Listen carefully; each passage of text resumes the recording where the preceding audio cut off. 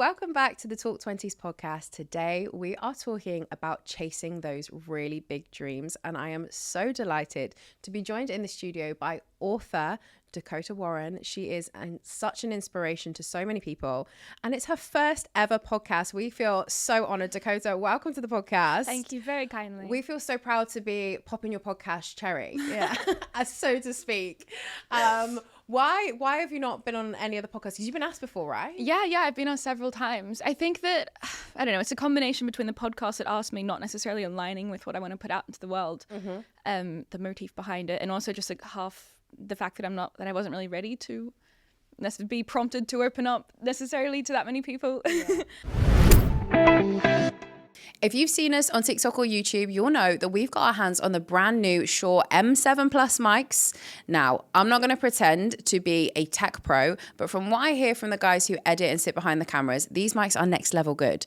If you want to start your own podcast, or you're a gamer, or you're a home recording musician, these mics are perfect. I'm going to make an analogy here with cars. I'm rubbish with cars. I basically only know them for their colors. You asked me to pop the bonnet and I don't know what's inside, but essentially we're looking at the Ferrari of mics here. They've even got this multicolored LED touch panel, which we haven't got on at the moment, but it does light up and it's very flashy. It's really, really cool. Anyway, thanks Shure for sending over these mics to us for the brand new studio that we've got here. #gifted. But yeah, we're so appreciative, and we're going to be using them all the time. I'm super proud that this podcast is brought to you in partnership with our headline sponsors, Zopa Bank, who are one of the UK's leading digital banks. Talk 20s would not be where we are today at all without their support. So a big, big thank you to them. But if you've not heard about Zopa before, you should definitely check them out. They're all about fair, simple, and easy to use financial products. My personal favorite is their Zopa Smart Saver, where you can create personalized pots for your different savings goals. To check them out for yourself, head to the App Store and search Zopa. That's ZOPA, and start saving from £1. The interest is payable monthly and is subject to variation. Back to the show. We always kickstart the podcast with a little bit of like a get to know you activity, shall we call it, where we ask people to look back at their camera roll from this time last year and show us a photo that kind of sums up what you were feeling this time last year. Tell us a little bit about it. So if you could show me the photo and describe the photo for the people who are just listening to this episode.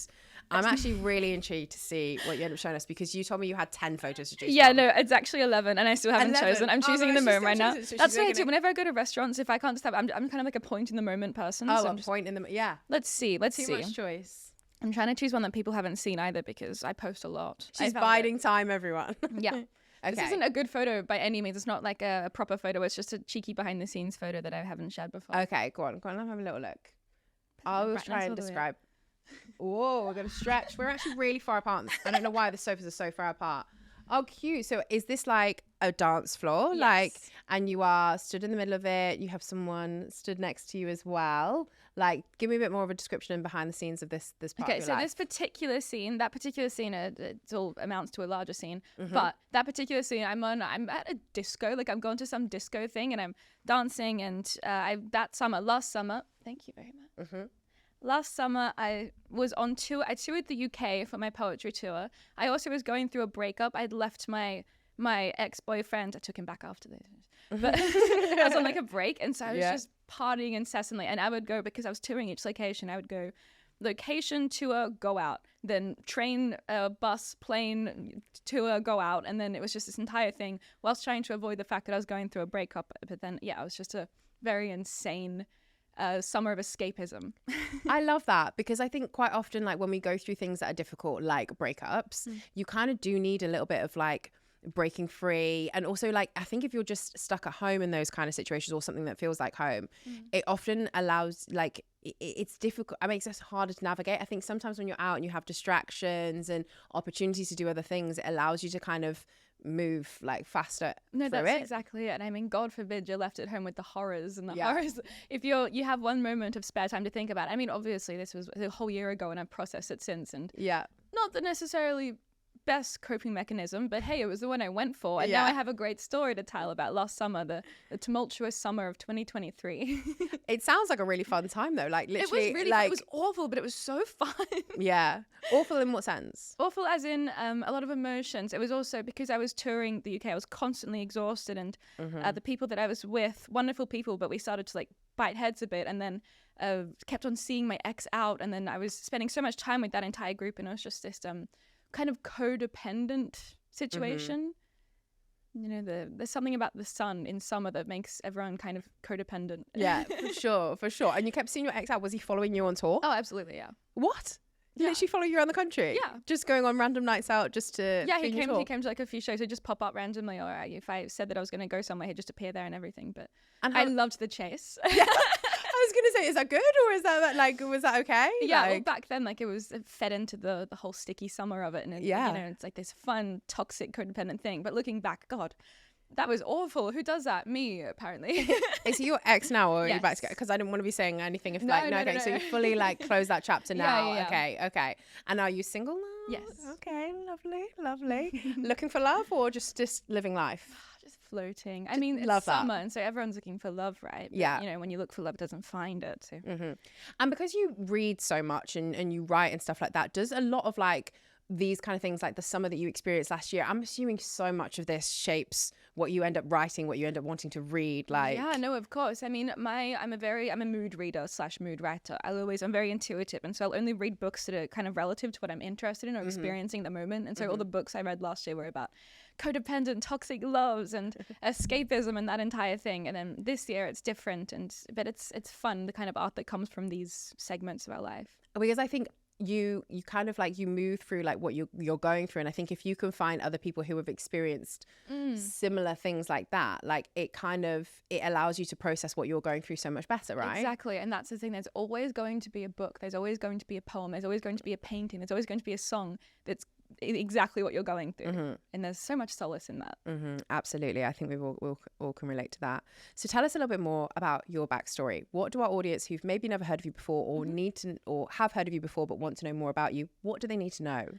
Tell us about your childhood and growing up and Okay, everything. from the start. Let's From go the from start, scratch. from the baby. womb, please. Okay, so I was born in a tiny little rural town in rural Australia. Yeah. I think the population's like 200 or something when I was Wow. born. Tiny.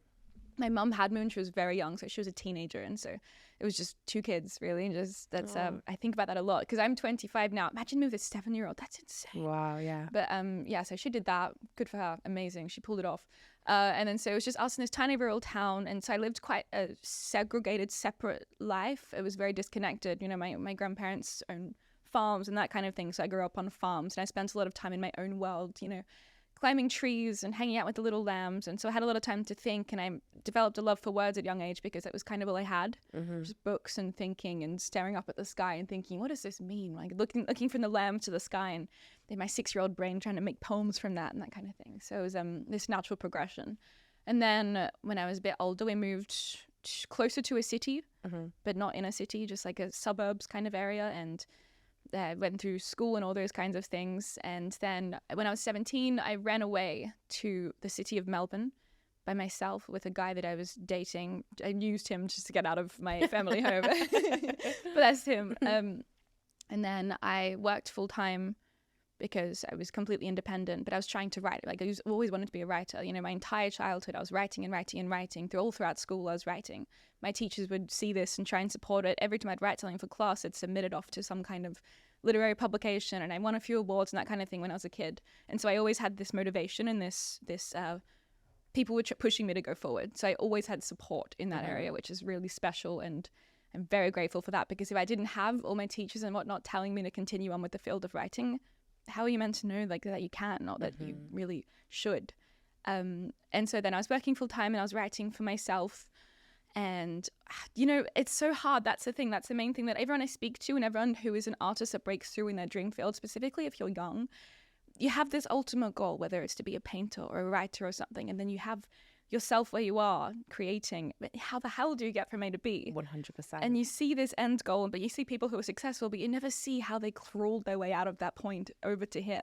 And so it looks like it's a step from here to here, but it's not. It's like it's it's years and years of waxing and waning through all these hurdles to get to that point. And I didn't realize that, but I've lived it now. So I'd write for myself, and then I'd kind of started to write things that I'd submit to anyone that I could, really. I'd just local magazines, big magazines, beauty brands that have forums about skincare. I'd write anything until some stuff got accepted and I'd get my name out there a bit. Created a blog of my own because I wanted to just write for myself, because I found that having topics to write about took the love away from it for me, because I'm very intuitive, as I said. If I was going through a point of time about love and somebody told me to write about beauty, my heart's not in it, so it was just bad. And then I created the blog, and that was where everything kind of changed. And that was Nowhere Girl? Yeah, that was Nowhere Girl. I wrote the blog for about 2 or 3 years. It didn't get any attention. I had 10 subscribers who were family and friends, but I was still posting because it was like a journal for me, and it was like an outlet. I'd post anything, whether it was journal entries, poetry. I'd post lyrics to songs that I like, anything and everything. And then one day, one of the eyes that landed on my blog was the person who was going to publish my debut book. So it's all, you think that these little things don't amount to anything, but they do, because there's always something that's going to happen. And it's just... And I think what's clear there is like your devotion to the arts, like from literally the moment that you came into this world, you were literally like, I love writing, I love seeing the world in this way and being able to produce something of my own that describes or explains or showcases like what it is I'm feeling and seeing as well. Like, do you think that's an innate thing? Do you think that's something that you were born with, or do you think it was environment? Like, I think it's both nature and nurture. I mean, it's very much within me, but I am nothing if not my mother's daughter, and she's one of the most brilliant women that I know. Whilst we haven't got along in the past, I can recognize now that my frontal lobe's developed that she was actually really wonderful. And she was an English teacher growing up, so she did the same when I was a kid in primary school. She went to university, the first woman in our direct family to go to university. And she studied literature as well, like as her first breakthrough kind of undergraduate degree. And then so I'd get her from school, and she'd be passionately talking to me about these books. And so I was exposed to that passion for literature, and that literature not being a side thing, but a necessity. It's like air, like you need to be able to read. And so she'd tell me about these things, and I'd read. And she's always been a great writer, and she's very eloquent with her language, so I was raised with that. And then she became an English teacher, and so I was raised with that. So it was always within me, but she really brought it out of me. I'm grateful for that. Yeah, absolutely. I also think that like growing up in the world that we live in today, could there be another Dakota now? Because obviously growing up with so much like, young people right now are being fed an iPad. I'm so glad. Like, it's actually like, it's crazy. Of course, there are some places that are more rural, and not everyone lives their life like that, but a lot of us, I don't know if it has an impact on creativity and being able to, like, does it benefit or does it hinder? I don't know. I think, okay. I can only speak about my specific experience. And my specific experience was I wasn't allowed my own iPhone until I was 18. My mum was always very strict with technology. Not as a means of trying to be like a dictator or draconian or anything, just more so she wanted me to be more present. And she was aware that if I got an iPhone, I would not be present. And, I'd just delve into that because I would. And so my entire life I've had to just kind of stick to my little world in my mind. And I'm so grateful for that. At the time, my God, when you're 16 and all your friends have an iPhone and you don't, it's the worst thing in the world. God damn it, Mum. But now I thank her for that. But I mean, I'm seeing it now because my younger sister, she's 8, I think. Oh God, I'm so sorry she's not. She's 8. And she's an iPad kid. Naturally, they all are. So like she's got an iPad. She's fluent in iPad language. She can tap things with her eyes closed, and it's wonderful. But I can just see the difference between us and our brains ticking and that kind of thing. And what she creates is inherently influenced by what she's seen. And I mean, it's the same thing, whether what I create is inherently influenced by what I've seen, but there's an algorithm now, and we're fed the trends and that kind of thing. And so I'm seeing a specific notion amongst people who share their art on the internet and TikTok and everything. It's all trend-based.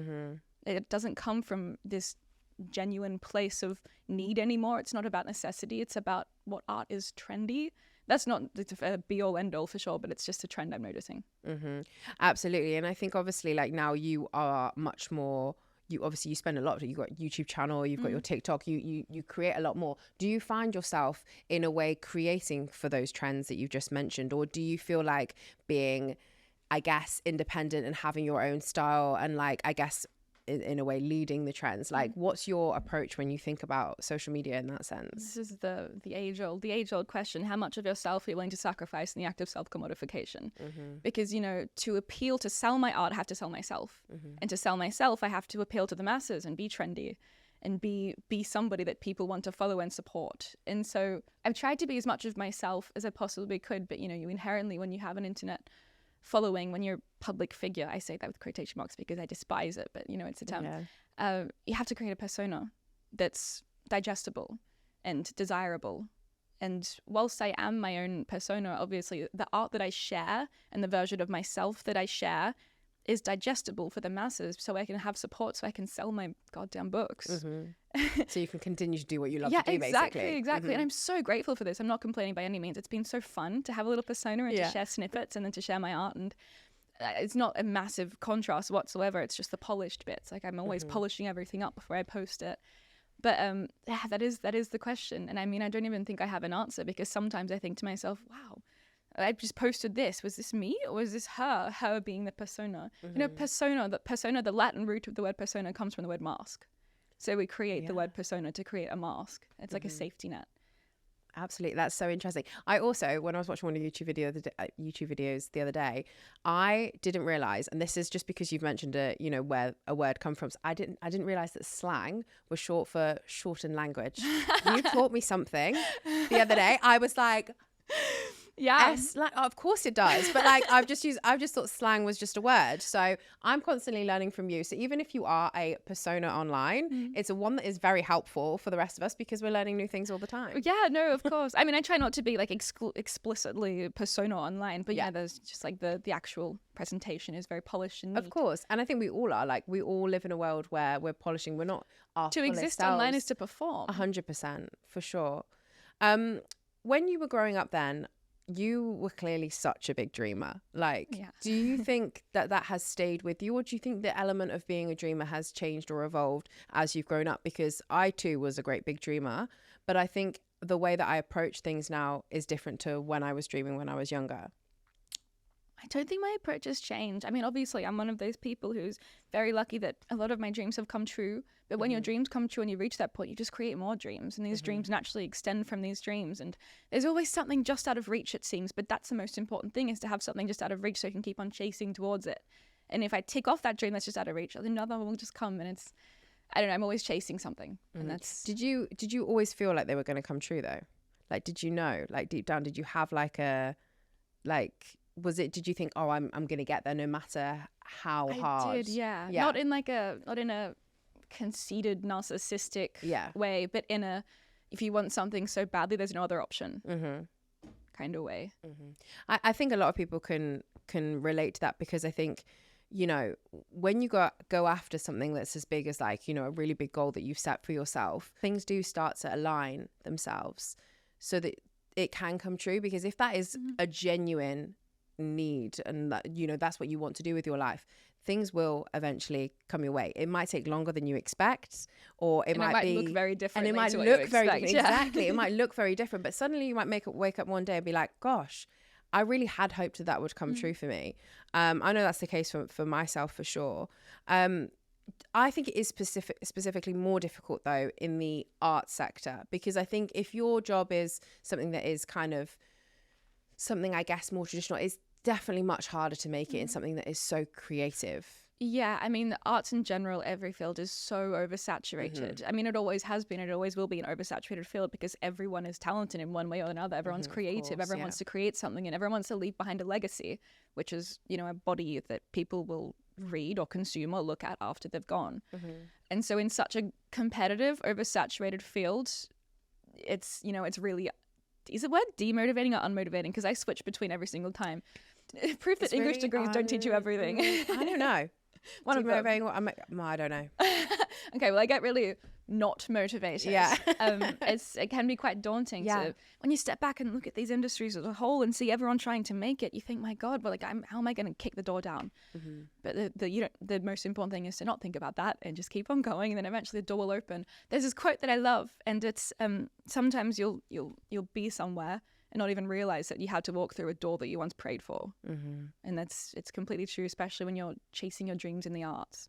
Absolutely. So for you then, let's go back to the steps where you went from, you were writing that blog, there were 10 people reading that blog, but you kept at it for 2 years. Yeah. How do you stay resilient, consistent with something that I guess you're feeling like the doors aren't opening? Yeah. I think, I got to a point where I didn't give up on it, but I plateaued. I definitely plateaued, because then also this was when COVID happened. And in Melbourne, where I was living, there was the longest lockdown, strictest lockdown in the entire world. 2 years we weren't allowed out of the country. We had border lockdowns. We had, what's it called? Curfews. Yeah. We had curfews every night at 7 p.m. We had to make an appointment to go to the supermarket. We had police on every corner checking our permit to leave the house. And so for just about 2 years, I was stuck in my bedroom. And so, all I really could do was create, and all I really wanted to do was create. Like my solace, my escapism was writing something strange and absurd for my blog and posting it. Even if nobody would read it, I would have the action of creating it and pushing it out into the world. This was well before I gained an online following as well. I was just, it didn't feel like, I didn't think to myself, it wasn't the thought process of, if I keep on continuing this, a following will come. The thought process was, I have to do this, because if I don't, I'll go mad. Yeah. But COVID really wasn't that long ago when we think about it. Like, it was 4 years. So that feels like it does. I agree. But it also feels like yesterday. I know. Doesn't it feel weird? But I agree. Like, it feels like forever ago, but also like in time context, not that long ago. So maybe we're talking 4.5 years. That's actually relatively quick for someone to realize their dreams. Were things kind of aligning then, or do you feel like it's just kind of sped up really, really quick? Because now I know you're doing so many things with your writing, and you're published and all those kinds of things. Yeah, no, things were aligning. It was specifically in lockdown, in COVID. I was an essential worker because I worked for 7 years full time at a supermarket, so I could fund eventually being able to quit the supermarket and trying to write a book. Yeah. So I was working full time. Then I got to a point where I was so exhausted all the time that I couldn't create anymore. So I got to a point where I saved up enough money to be able to quit for a few months. And then I decided I'd work it out from there. It'll be fine. You have to take the plunge, because nothing can happen if I'm working full time and I don't have the energy to create. So I quit my job, which was terrifying, because all I'd ever known was full-time study, full-time work, full-time creation. I'm a workaholic, if you haven't gathered. And I took the plunge, and then suddenly I had more time. And just as I had quit my job was when I started to post more content on the internet for nobody. Once again, I was posting TikToks about books that I liked. I was also in university at this point. I was trying to work and study full-time. So I quit to study full-time. And I was posting TikToks about the books that I liked. I was posting on Instagram poems that I was writing. And this was garnering a little bit of attention, but then it felt like overnight it blew up. As does like the virtue of virality, takes one video to hit the For You page for millions of people, and bam, like you've got a following. But it was before this that I got the book deal, because I was posting on my blog and everything, and one of the girls for a magazine that I'd written for a year prior, she reached out and said, hey, they're a magazine company. They've only done printing for magazines. They do magazines and events. And she reached out and said, hey, it's lockdown. We've got nothing to do. We want to do something, experiment. We love your poetry. Would you want to write a book with us? We publish it. Just an experiment, something to do. It was a backyard passion project in lockdown. And we never expected it to change, because it was after that I got a following, and then it got catapulted into the world. And that's when my life changed completely. Absolutely. So that book, how many copies were you expecting to obviously sell? I was expecting to sell maximum 50 to family and friends. My mum bought 20 copies, and I remember thinking, go mum. I know, thank you, mum. I remember thinking, oh, like that's amazing. I've sold 20 copies. This is incredible. Before I knew that it was her who bought them. I'm like, oh, we've sold 20 copies. This is incredible. Like, this has ticked off all the boxes. And then we sold thousands and thousands more. Wow. That was absolutely insane. It felt so surreal for such a long time. I kept on thinking, like, okay, joke's over, guys. But yeah, nothing's been the same since then. It really catapulted everything forward. And will there be more? Like, are you writing? Yeah. No, my second novel is, dare I say, finished. My second novel, my second book, first debut novel. It's with my agent. We're having a lot of meetings and that kind of thing with publishers. So I can't say much more, but expect it soonish. Soon being a very open-ended term. Yay. Tell us a little bit more then about the process of writing a book. Like, for someone who might want to do that, if they're listening because they're so inspired by you, but they want to know how you've been able to do it, what is the process of kind of getting a book deal from the moment that email lands to it being out in the world and people reading it? Yeah. Okay. There's 3 routes you can take. The first route is self-publishing. The second route is independent publishing. And the third route is traditional publishing. I've done just about all three. And so my first book was independent publishing, but it was so independent that I had such a large part that I felt like self as well, because I was so involved in it. Obviously, I didn't crunch any of the numbers or any of the logistics. That was, God forbid, not my area. I write, I'm on the stage. I can't do that. But I was really involved heavily in the process of creating it and forming it and that kind of thing, and making the cover. God, I was so anal about the cover. I made them do the cover about 20 times, and I was like, no, that's slightly too much to the left. But so independent publishing is when a small press is going to publish your work. And the small press, you're not going to get this massive advance as you would with traditional publishing. You might just split a certain revenue or something, but it's smaller. You might get into a few local bookstores, but you're probably not going to get the distribution to go in Waterstones and that kind of thing. I'm so grateful. That was my first experience and introduction into publishing, because it felt very hands-on and it was a lot to learn. I learned a lot about the industry doing that, because, with them, we're trying to get distributors and that kind of thing. But in saying that, I never want to do that again. And I'm ready to go to traditional publishing now. Whilst it was fun and I can look back at it fondly, God, it was so awful at times, because it's just so chaotic and you're trying to do everything and work it all out. And it's really hard. And I think maybe that's something in itself to speak about, is that often in the early days of being a creative, you are often every single cog in the wheel to get that out. You are the producer, you are the graphic designer, you are the creative, you are also the salesperson, you're also the marketeer. Like, sometimes we don't realize like how many skills you have to learn to produce something in the very beginning. And then maybe you get to a point where you are supported by, like, for example, a traditional publishers who will then provide the PR. That's exactly the route all of that those I've kind taken. of things. Yeah, for sure. But I think that's difficult sometimes for a lot of young people who are trying to make it into the industry, because you do feel that in order to make it, you kind of have to be a little bit of everything, right? Yeah, it is really daunting. It is obviously so daunting. I had no idea what I was getting myself into. I had no idea, because also we didn't know we'd be selling thousands and thousands of copies in the first couple of weeks. So we didn't, we thought we were just going to do it, and if it bummed, that's fine. That's no problem. Like, we've created this thing, and I can say that we've tried to create this thing. We didn't have any expectations whatsoever, and I think that's the most important thing. 100%. As you learn from your failures just as much as you do your successes. And God, I've written some awful articles that were rejected, and I can look back on those now and recognize that there was a reason they got rejected. But that was being everything. Also, because I'd just come into this online following, I didn't know how to handle it. And so I had to do my own publicity for the books as well. And so I went from sharing other books that I was learning about in university to being, guys, I also wrote this book. We should all get this book. And then it worked. And it was this, what do you do when you're suddenly handed all this power? It's terrifying.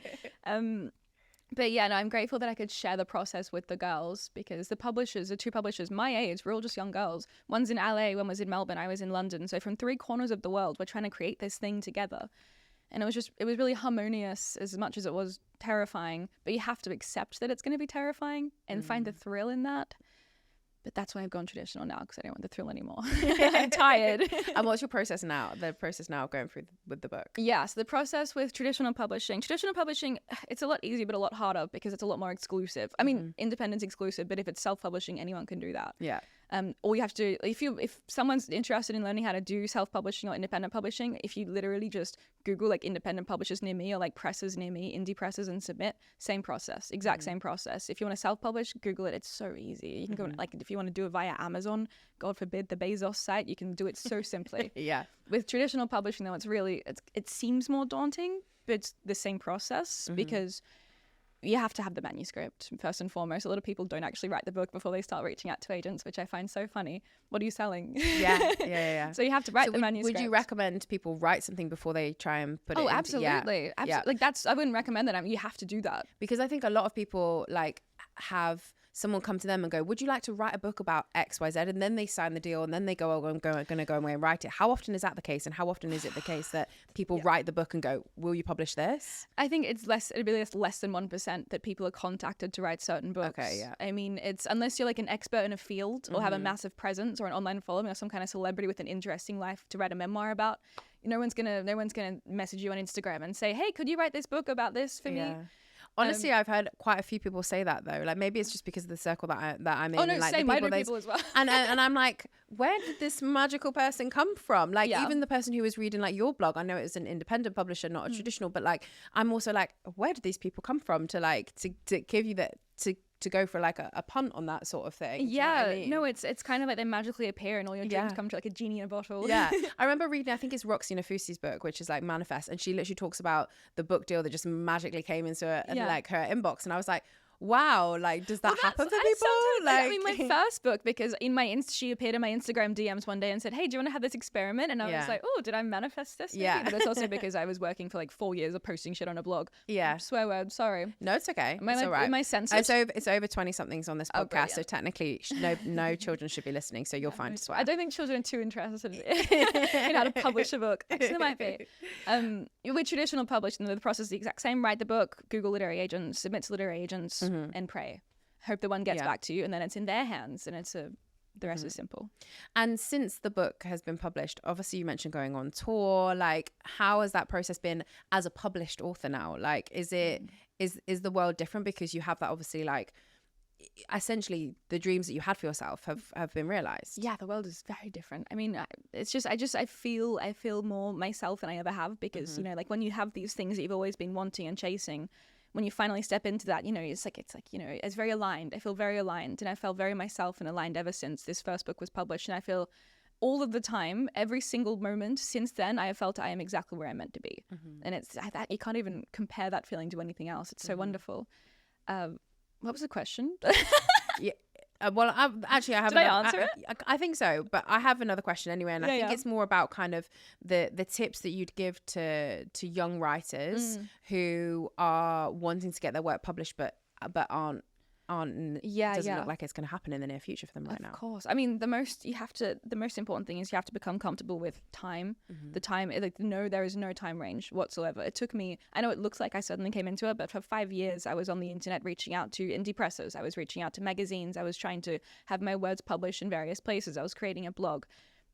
Consistency is everything, and persistence. Consistency and persistence. Having an online portfolio, as in having evidence that this is something you want and something you're willing to keep up with, is really important, whether that be a blog or just posting on your Instagram or just submitting things. It's really important as well that you get used to rejection. I've been rejected plenty of times. When I was younger, especially, I would write awful articles. Rejection is part of the process. And, you know, rejection is also a part of, my friend said this the first time my novel got rejected. She said, rejection is a part of critically acclaimed author lore, which is kind of reassuring, because if you think of all the best books you've ever read, they've gone through it as well, and they've not been able to publish it straight away. But just don't give up. Write the book. If you want to write a book, it's so simple as well. If you want to be a poet, write some poems. If you want to be an author, write the book, and then you can start to push it out into the world and see what happens from there. If you're watching the Talk Twenties podcast on YouTube, you'll always see that we have these drinks out on the table. They're Riviera iced tea, and I was honestly so excited when they reached out to sponsor the podcast, because I am obsessed, like seriously obsessed with iced tea. If I'm getting a meal deal, I'm getting an iced tea. If I'm on holiday and I don't fancy something alcoholic, I'm ordering an iced tea. And now here in the studio, we have iced tea on tap always, and our guests love it.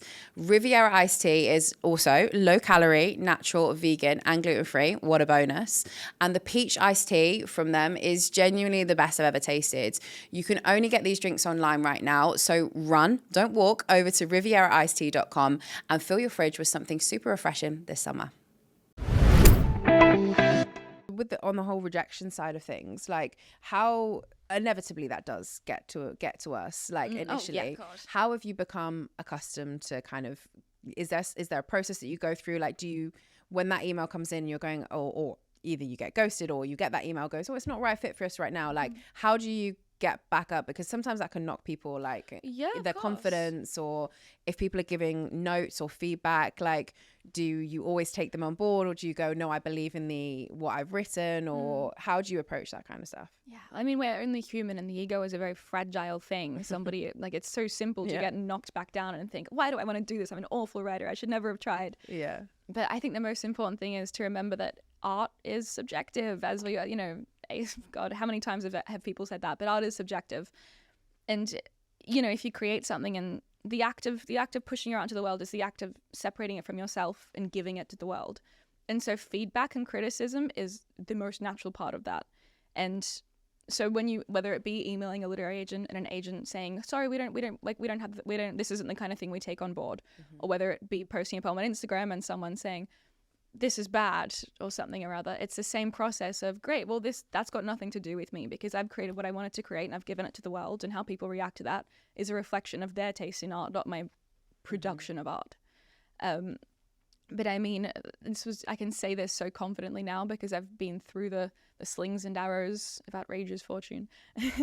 And my first few times, I remember, like, when I would get those articles knocked back when I was 19 or so, it would hurt and it would cut deep, and I'd think, oh my God, the imposter syndrome comes swooping in, and you think, I shouldn't even be doing this. But the important thing is to just keep trying, keep on trying, and then, you know, you'll gather this sense of security once you really start to form your own voice, once you keep on writing. If you stop writing, you can't form this really strong sense of voice and identity.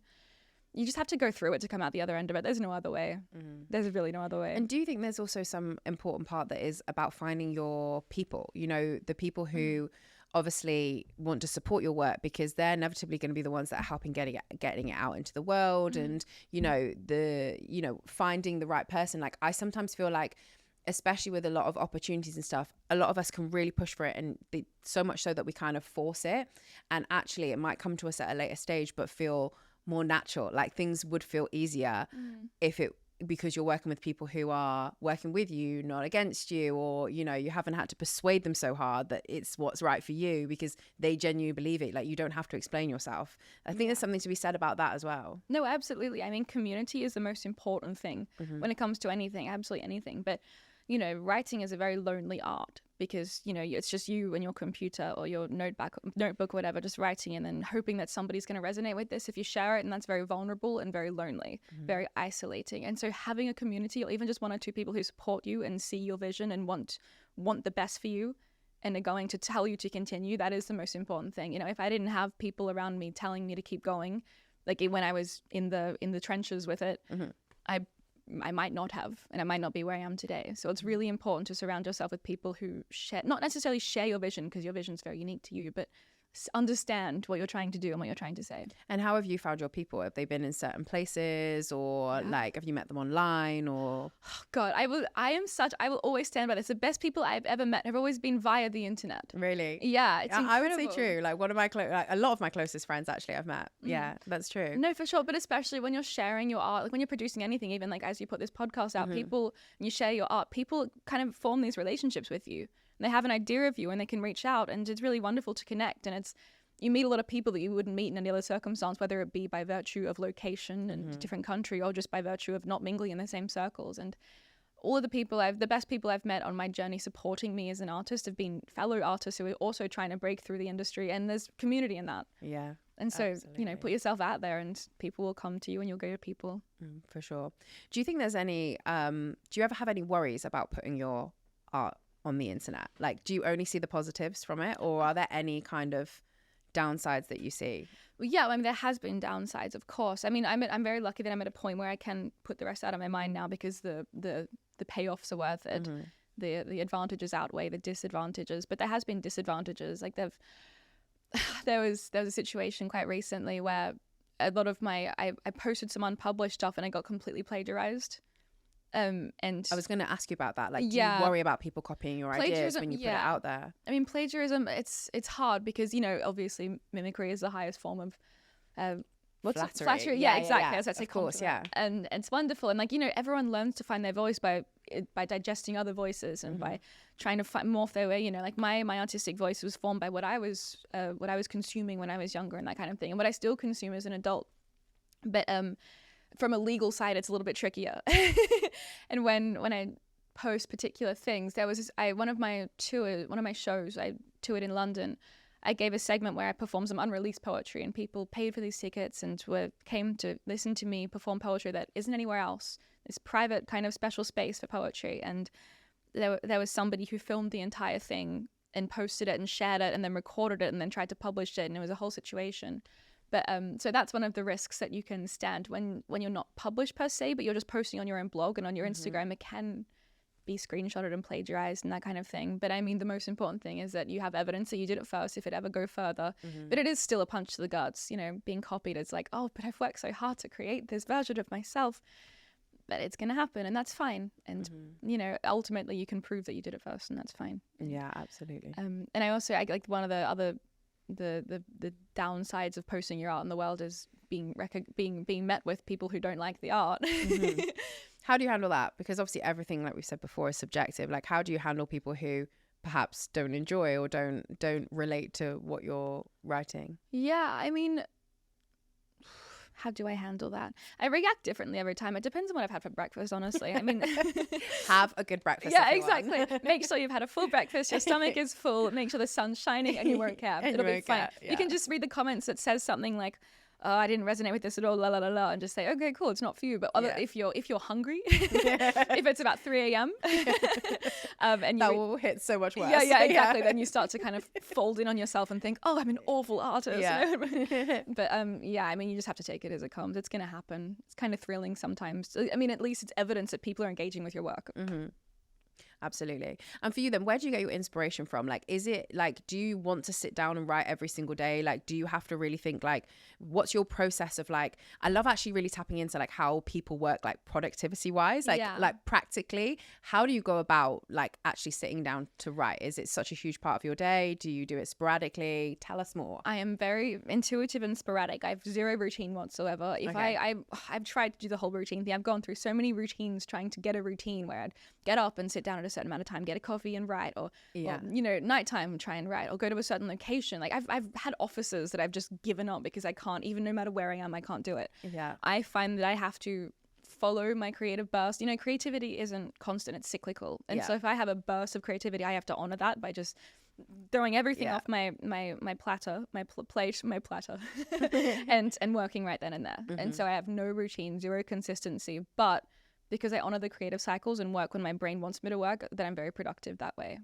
I love that. So I guess when you get to that moment, you're really hyper focused and like that's what you do. Do you allow time for that then, knowing that that's how you best like to work? Like, what if you've got, you know, a tour coming up and you've got so much in the calendar, but your desire is to write? That way, isn't it? Murphy's Law, like what the worst thing that can happen always does. Like I find that when I'm most busy, that's when my brain's like create. Versus when I have a month off, that's very relaxed. And you're like, I plan to write this month, exactly. and nothing is coming out. I've done that. I have cleared my schedule for months at a time and like given myself a little cabin in the woods to be a hermit to write. Do you think I can write? No. The second I'm back in London and it's event season and I'm going somewhere different every day, do you think I can write? Yes. And what do you do then when your brain is coming up with all these amazing ideas? Do you write them in your notes app and then come back to them later? Like, or do you just say, sorry, I'm going to a coffee shop, I need to get my thoughts down? Like, how do you get it? The latter. Because like if I don't do it right then and there, I never will. I mean, I'm actually quite an awful friend when I'm in those points, because I can be like with a friend and actively have to like leave and go home or something. So I just had an idea. Eureka, I thought of the ending to my novel and I have to go home. But if I don't do that, I won't get anything done. So You've literally been with a friend and gone, I thought of the ending of my novel. Yeah, and I have to leave. Oh my gosh. Yeah, wow. It was quite awful. We're also like 3 glasses of wine deep. That's really why I thought of the ending. Yeah. It sounds really good. I think it's really interesting to kind of understand the practical side as well. Like, are there any tools that you kind of live or swear by, or is it literally just do you write like digitally on a laptop? Like, how do you actually manage like everything? Like, I definitely I have my own. I definitely have my routines and my rituals. Like not routines, my rituals and my things that I do specifically that help me drop into my headspace. Yeah, you know, obviously it's not like a one size fits all, but what works for me is music. Yes. I have like each project has a dedicated playlist, and if I'm not feeling particularly creative, I can't drop into that. I'll go for a walk with the playlist, walk around, I'll come back and I'll have something in me. Like that. That's really cool. Yeah, music's wonderful. I also have I have a candle specifically for when I'm creating, when I'm writing, and I'll burn the candle, and for some reason it triggers my mind like, oh, the candle's on, time to write, and I'll start. It's kind of like a prayer candle. Do you change the smell like for a different like? No, I buy the project? same one every single time. Yeah. Okay, yeah. Just writing in general. But oh god, it happened one time where they ran out of the particular scent that I use, and I had to get another one, and it just wouldn't work. I can't work. I'm sorry. Yeah, I've trained myself like Pavlov's dog. Like I've conditioned myself for this particular scent and time. Bit of self-classical conditioning never hurt anybody. And then I guess going through, obviously you write a novel, but it's not finished. Like you've obviously got to go through the whole editing process. Oh yeah. Do you enjoy that part? Do you enjoy that part? No. No. Writing the actual novel, spilling your guts onto the page is so cathartic and wonderful. And the chaos, I thrive in the chaos of it, not knowing what's, because when I write, I never plan. I just write what happens, and then I work out what happens as I write. Yeah, okay. It's like when I start the novel, I don't know the ending. I have no idea what's going to happen. That's kind of cool in a way, though. Yeah, but don't do that. I don't recommend that. Anyone who's here for advice, you're trying to don't find do out that. the ending, like, yeah. Exactly. But yeah, no, I very much forgot the question. Okay. No, I'm just saying, like, do you when you sit down to like write something, like, is it fully planned? Oh like, yeah, no, not at all. Not No. in any way, shape or form. It's very chaotic and everything. But there's catharsis in that. So much catharsis in that. Absolutely. And is there any space that you always get ideas from? Like, I know you said when you're out and you're kind of do this, but is there something that, like, obviously the music, the candle, but like, do you think, is travel one of them? No, I mean, specifically because I've lived a lot of different places, and I've traveled a lot of different places. I'm so used to moving around. Like, as a kid, every year we'd move houses, kind of thing. And I've lived in the country, I lived in a city, I lived by the sea, I've lived so many different places, and I've traveled so much that, I can't get attached to a place. If I get attached to a place where I create ideas and I leave that place, what's going to happen? So I like to keep the things that put me in the headspace inside of me, or just like music that I can switch on at any point in time. I love that. What brought you to London then? Because you obviously were in Melbourne for a long time with COVID and everything. Yeah, I was on like the third flight out of Melbourne when borders opened after COVID. You're like, see ya. Yeah, literally as soon as borders open, I'm like, all right, see you guys. No, but it was a complete impulse move. I actually didn't plan it whatsoever. Okay. I applied because everything started to go really well. I'd never seen, like, it was sudden success. Everything went really well. I had a platform, I had a following. I now had I monetized my content on YouTube as well, and so I now had this new stream of income that was flexible and could move with me, and so I wasn't tied to this place anymore. Also, I had the book had just gone on pre-orders and it was going really well. And so I thought to myself, what else can I do here? Like, it felt for me, because I've been in Australia like for so long, it felt like the earth was salted. Whilst it's not, I can objectively say that now, it felt like there was a roof over my head and I couldn't go above it. So I applied for a visa for the UK impulsively, and usually they take months and months to come back because there's so many people who are applying. Mine came back in 3 days, approved. Wow. And then about like 2 weeks after that was the first flight out of Australia, and I just booked it, packed up and left. Wow. And I didn't have a plan. I didn't have anywhere to live. I just like stayed in like various places and until I got a house, and it was, yeah. There's something beautiful about that though, I think. Like, what an experience to kind of go, I'm getting up and I'm going. Yeah, like, but it's also so symbolic. I mean, I think everything's symbolic. I'm a poet, for God's sake. But it's so symbolic, the act of leaving everything behind, and the act of jumping actively, physically and metaphorically into the unknown, diving headfirst to chase something you want so desperately. I think you have to really step out of the most important thing is stepping out of your comfort zone. And how did you adjust then to life in the UK? Is it wildly different to Australia? Yeah. I mean, like, obviously it's similar in the way of lifestyle and English speaking and everything, but it is still vastly different. I mean, there are like there's little things that I'm still adjusting to, and it's just the nature of the people and everything. I mean, the English people in general, I'm not in general generalizing, I shouldn't, but quite reserved, quite polite, quite, I say, stifled with love.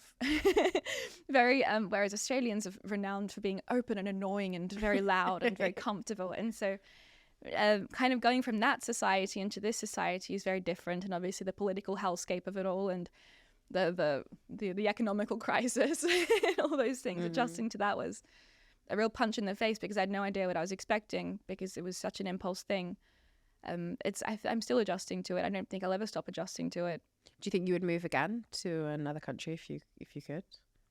Or are you happy here? I mean, maybe. See, I can't plan things in the future. I don't do that. It has to be in the moment. If I get fed up with London, then I'll nick off somewhere. But for now, I don't want to go anywhere else. This is the place for me. Wow. We're so glad that you're here. We all love talking on the podcast about the things that kind of shape us in our 20s. And one of the biggest things we like to talk about is that failure is just a part of life, and it's something that we should embrace. Yes. Is there something for you that has happened that you kind of felt was like a really big adulting failure, something you've done and you thought, it might have then shaped who you are, but something at the time that you thought, I can't believe that I did that? Yeah. I'm trying to think, because that I have no major regrets. Like, whilst there have been little mess ups, there's been nothing that I think, God, I wish I didn't do that. That was so awful. I mean, everything I did, even if it was awful, led to better things. Of course, yeah. I mean, leaving home when I was 17, that was like a pretty crazy step. And but you know, half of me thinks, God, why did I do that? I could have stayed at home. I could have, you know, saved so much more money paying rent when I was 17 onwards. I've been renting since I was 17, so I could have a house deposit by now. Yeah. But just that whole thing, and also being so separate from my family, because I've always strived for independence. And I have 3 sisters, and so I come from a kind of very busy, chaotic place. And so from the moment I could have independence, I just ran away and haven't looked back since. So my 3 younger sisters, I don't know them well at all. And it's this whole entire thing. And so I think that's the biggest, not regret, but that's what I think about a lot the most. But, you know, there's also the flip side of that, where like, if I didn't do that, if I didn't have this radical independence from a young age and run away from it all, I wouldn't be where I am. And so I'm grateful that I did that. But, you know, I think that's the whole moral of that is sacrifices. And it's like a juxtaposition of like feelings, isn't it? Because you're like, I feel so grateful that I did do that. And I think that's how a lot of people feel about failures and mistakes. The sofa is a little bit broken here. We did pre-warn you. Yeah, Dakota was going to fall off this sofa. No, it's perfectly fine. That was just the world telling me to fix my posture. But the juxtaposition of kind of the two things, like obviously you are not wanting to fail, but or do things that are different, or things that you are sad about that you maybe regret, but at the same time all of those things help shape who you are. In the same way, we always feel that so many people discuss so candidly and are so vulnerable on the podcast with us, but we like to discuss that like nobody, no matter who is sat on that sofa, is the finished product. No one is perfect. No, this is just the beginning of everyone. Absolutely. For you, is there something in your mind right now that you feel you're trying to work on, that you would like to improve in your life at this moment in time? Because I think it's the case that, you know, lots of young people are sat here thinking, oh, they're listening to people on this podcast and they think, oh, they're the finished product. But like, we know from speaking to so many that they just aren't. Like, everyone is working through something. What's that thing for you right now? No, absolutely. I think the thing that I'm trying to work on most right now is not being so hard on myself. I mean, I'm so draconian when it comes to my work mentality, and when I have goals, when I have dreams, I don't stop until I've achieved them, and I'm driving myself into burnout daily, every single day. And it gets to the point where I drive myself into burnout, then for a month I can't even leave my bed, because I'm so burnt out from trying to chase these goals. And to what avail, you know, if you don't just let yourself go with the waves of everything, what's it going to do? I'm trying to let myself learn to rest and to let life happen a little bit more, rather than trying to control everything around me. I'm such a control freak. I want everything to do what I say, and I want to be able to govern what happens when. I want to be able to wake up and tell the sun where to be, and tell the clouds where to be, and how much I want the temperature to be. I want to tell where Good luck with that in the UK. I know.